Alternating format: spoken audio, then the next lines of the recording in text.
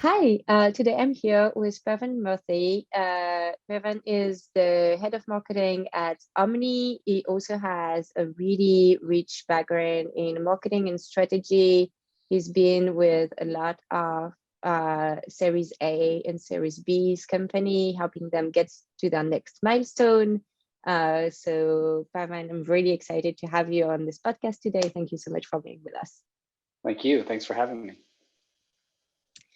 So with your background, you've been the first marketer at a number of companies. You also advised companies that were hiring their first marketers. So I'm really curious to hear your thoughts about what should the first marketing hire do when they start at a startup? Sure, it seems like a very daunting task to be the first marketer where there's nothing there. And there's a desire to do everything at once because there's so much that needs to be done. But in the years that I've been doing this, I think there's three basic things that the first marketing hire should focus on to build on to the next level as the company grows. The first is really work with your sales team, or if it's an individual that's this head of sales, on sales enablement material that will force the company to start thinking about the messaging and also the audience, how you go and message to them what you say and make sure that it's consistent. So if it's sales decks, if it's one pagers, if it's a 90-second explainer video, start there because it'll help you go through the exercise of both segmentation, audience, and messaging.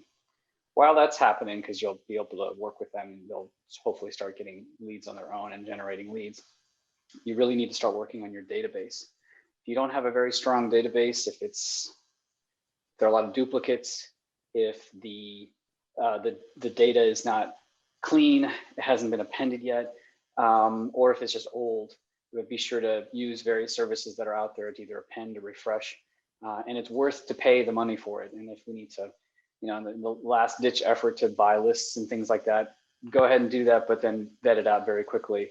And then also with the database, find a very clean way of entering information and make sure if sales and marketing know exactly how to enter the data and what they're entering in what format.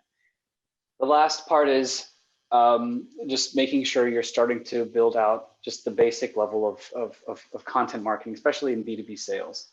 If it's a B2B SaaS company, you have to really work on educating your customer on your product. If it's something very revolutionary, you have to tell them what this product does and how it changes their life. And so just the basic levels of content marketing. So those three aspects are, I think, very critical when you start working on as the first hire.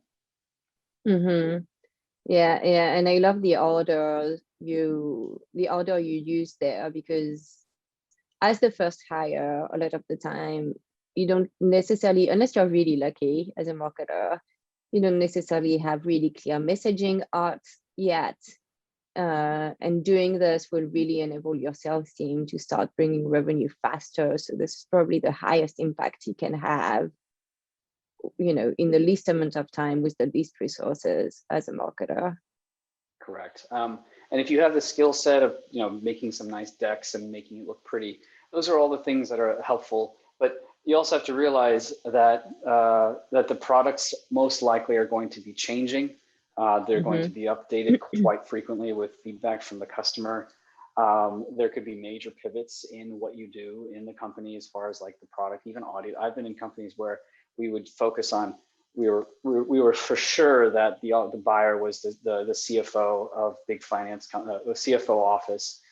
And then within 3 months, we realized, no, absolutely not. It's actually the marketing people, the customer insights people at large CPG companies. And so to be able, if you had spent a lot of time building a big website and lots of material and everything without focusing on the sales enablement and figuring out what the exact buying cycle and what's the path of least resistance, it would have been a complete waste of money and time. So sales enablement is important. Also, part of the database, kind of underlying that, is the marketing tech stack. So if you have very common Salesforce is used, but then also other things that we use a lot. We use Calendly, we use a lot of Zapier, we use Pardot. I've used Marketo, start building those things as part of your tech stack is also goes hand in hand with the actual database. Yeah.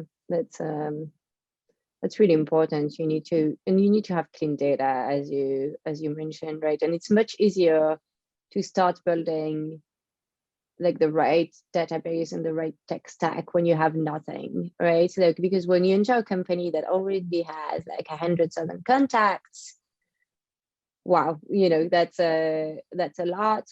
I think this is actually an advantage for startup marketers. Nothing is there, so they can start clean, right? They can start with a lot of intent.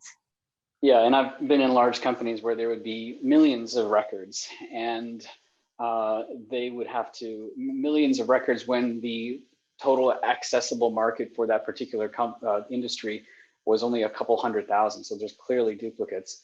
And so I've worked in companies like that where that was a huge issue to go through those legacy problems.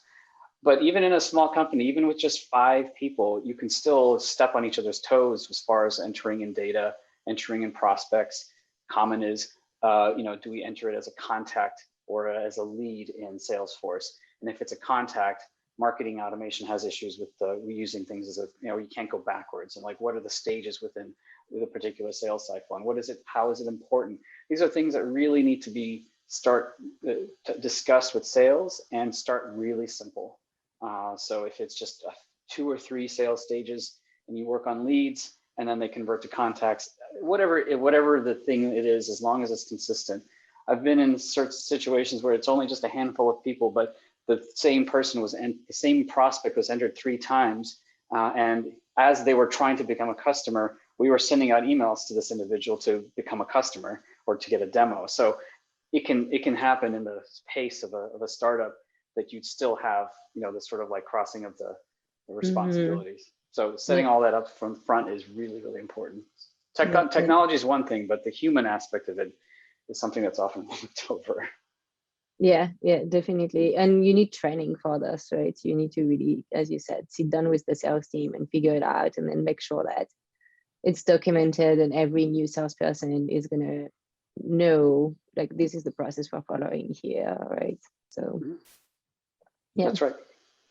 All right. Well, thank you so much. That was really insightful and really helpful. So I really appreciate it. Thank you.